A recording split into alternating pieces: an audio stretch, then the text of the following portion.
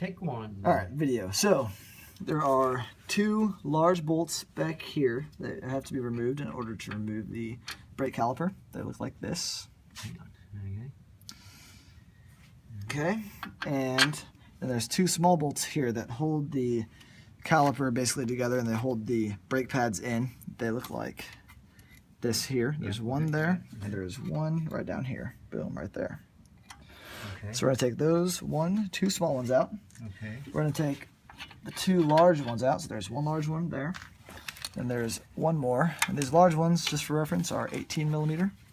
Now, whenever you take the last large one out, the entire caliper is gonna want to fall out. So we're gonna support the caliper, thread the last one out of the caliper, and just like that, there's your last bolt. Set that to the side. Now the whole entire caliper is gonna want to come out. Only thing is, it's kind of stuck on the disc. Took a screwdriver and prized it out from the bottom, didn't we? I'm trying to She must get have it. prized it out the bottom. Should just be release it.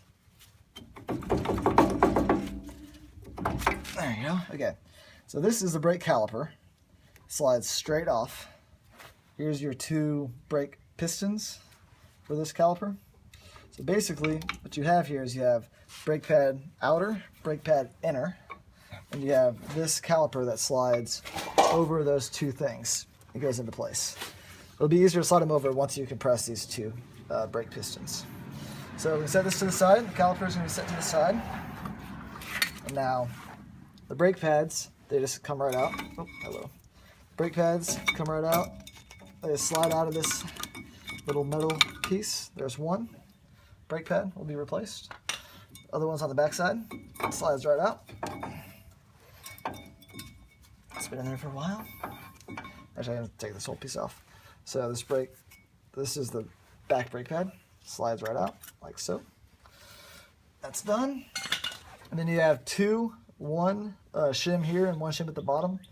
Both of these will need to be replaced. I think there's new ones inside of the brake kit that we had. So pull those off, put the new shims in place, and then you put your guys in place. So this guy was right here, and then pad, shim, and then caliper comes right over there. Boom.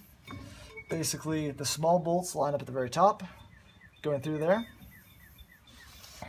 And then the large bolts line up the back right here. Boom and boom. So this piece is held onto the truck, and then the caliper is attached to this little bracket here, right there. Now, when you clean this, you want to take these little things out. These are all nice and lubed. You want to clean the inside of here with brake cleaner. Clean this pen here with brake part cleaner. Clean that entire pen with brake part cleaner until it's perfectly clean. You can even clean the inside of this little rubber boot with brake part cleaner. And then you're going to, once everything is clean, re-lubricate this pen here and slide it in and out of here a few times to get that lube all nice and around. And then put it all back together, and that's how you clean this part here before you put everything back together. Now, the key here is whenever you're cleaning it, what I would do is spray brake part cleaner in there, take this pen without the boot on it, take the boot off, and then I would just sit there and just squish it in there, try to get all the crap out, and then dump it out, rinse and repeat until both parts are pretty clean, then lube it up, put it back in with the boot.